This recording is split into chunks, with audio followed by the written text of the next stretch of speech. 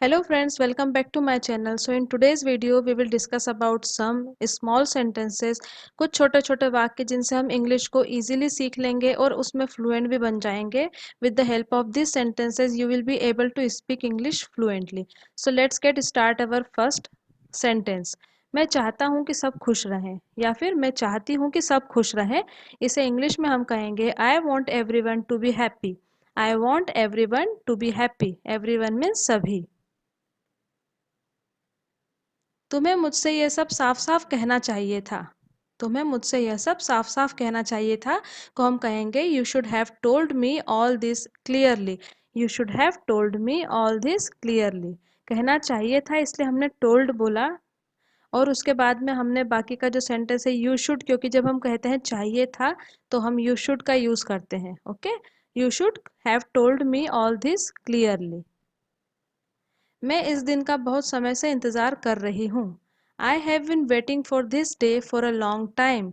ये कौन सा टेंस है? ये प्रेजेंट परफेक्ट कंटिन्यूस टेंस है क्योंकि इसमें हैव बिन का भी यूज़ हुआ है और यहाँ पर फॉर का यूज़ हुआ है for a long time. Okay, so there is a duration. Long time का एक ड्यूरेशन दिखाया गया है तो सेंटेंस किस में आता है? ये प्रेजेंट परफेक्ट कंटिन्यूस टेंस में. मैं इस दिन का बहुत समय से इंतज़ार कर रही हूँ. I have been waiting for this day for a long time. हम बहुत समय से नहीं मिले हैं. We have not met for a long time. We have not met for a long time. मैंने अपने एग्ज़ाम के लिए बहुत तैयारी की है. I have prepared a lot for my exam. I have prepared a lot for my exam means मैंने बहुत तैयारी की है, तैयारी हो चुकी है, इसलिए हमने I have prepared means present perfect tense का यूज़ किया है यहाँ पर, जिसमें हैव के साथ में वर्ब का थर्ड फॉर्म यूज़ किया है prepared. Okay, so I have prepared a lot for my exam. आखिरकार मेरी कार आ ही गई. Finally my car arrived means जब हमने कोई नई कार ली हो या हमने कोई भी नई चीज़ खरीदी हो जो वो घर पे पहली बार आती हैं चीज़ें, तो हम क्या कहते हैं? Finally my car arrived. मेरी कार आ ही गई फाइनली. उसने बड़े रूखेपन से जवाब दिया मीन्स ही रिस्पॉन्डेड रूडली. अगर वो लड़की है तो हम यहाँ पर शी लगाएंगे. She responded rudely means rude means क्या होता है कि रूखेपन से, रिस्पॉन्स करना मीन्स जवाब देना.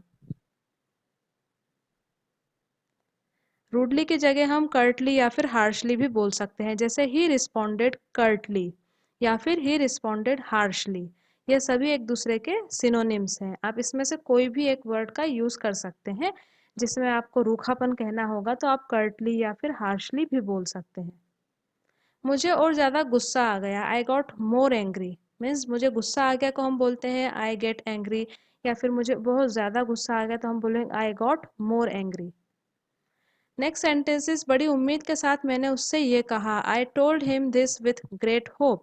आई टोल्ड हिम मैंने उससे कहा, इसके लिए हम बोलते हैं आई टोल्ड हिम दिस, क्या कहा? With great hope. बहुत ज़्यादा होप के साथ मैंने उससे ये कहा. उसकी आंखों में आंसू भर आए. Her eyes brimmed with tears. Brimmed means भर आना. Her eyes brimmed with tears means जब आंसू भर आए आंखों में, जब वो छलक जाते हैं तो हम उसे कहते हैं ब्रिम्ड. कॉन्फिडेंस तो उसमें कूट कूट कर भरा है. She is brimming with confidence. मतलब हमने यहाँ पर भरे हुए की जो अभी इससे पहले का सेंटेंस देखा था उसी तरह से जब ये सेंटेंस कह रहा है कि कॉन्फिडेंस तो उसमें कूट कूट कर भरा है, तब भी हम ब्रीमिंग का यूज कर लेंगे. So she is brimming with confidence.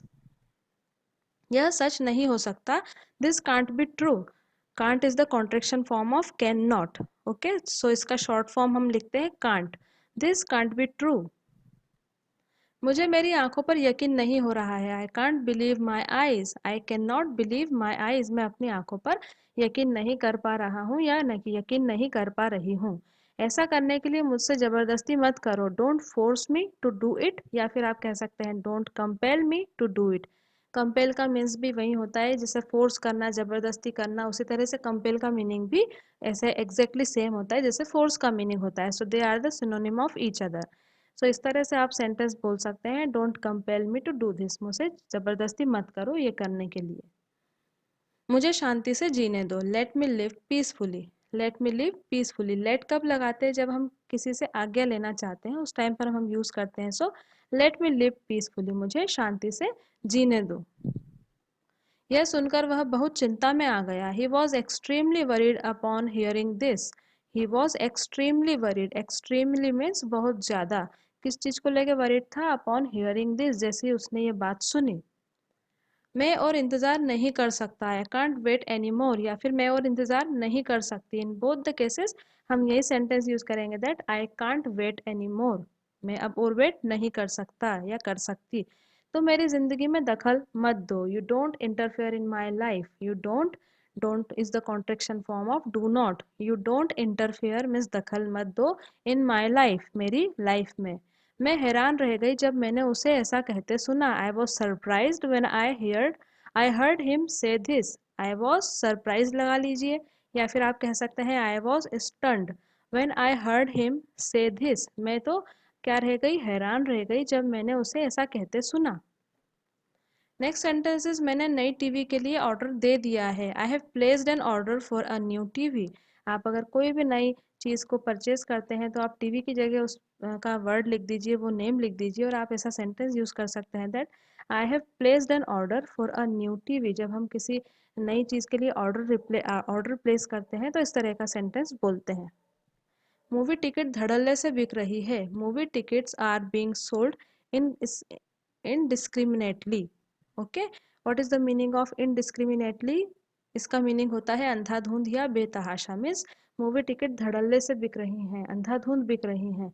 Okay, जिसकी बिक्री बहुत ज़्यादा हो रही हो, अनलिमिटेड अमाउंट हो, जिसका हम गिन भी ना सकें ऐसी, तो उसे कहते हैं movie tickets are being sold indiscriminately. Next sentence is अंधाधुंध बारिश हो रही है, इट्स रेनिंग इनडिस्क्रिमिनेटली। तो आप इसे जब भी कोई अंधाधुंध आपको शब्द बोलना है तो उसके लिए आप इनडिस्क्रिमिनेटली का यूज कर सकते हैं, जैसे कि हमने इस सेंटेंस में किया। यह किताब बहुत तेजी से बिक रही है, this book is selling like hot cakes. इस तरह से ये कहावत की तरह से भी बोले जाते हैं, ये बुक तो ऐसे बिक रही है जैसे हॉट केक्स बिकते हैं, मीन्स बहुत तेजी से बिक जाते हैं, उस तरह से इसकी सेलिंग क्या है, बहुत तेज है। So this book is selling like hot cakes. उनकी स्थिति अभी भी नाजुक है, his condition is still critical. Condition means स्थिति और क्रिटिकल होना मीन्स नाजुक होना। तुम्हारा काम उतना अच्छा नहीं है, your work is not up to the mark. Your work is not up to the mark means जब किसी का वर्क सेटिस्फैक्ट्री ना हो, जब हम उसके काम से सेटिस्फाइड ना हो, तो हम ऐसे सेंटेंस का यूज करते हैं, जैसे हम इंग्लिश में कहते हैं your work is not up to the mark. दायरे से बाहर सोचना मीन्स जब कोई हटकर सोचता है तो उसे कहा जाता है think out of the box, means यह आउट ऑफ द बॉक्स सोचता है या सोचती है। इसके लिए कुछ और सेंटेंस देखते हैं।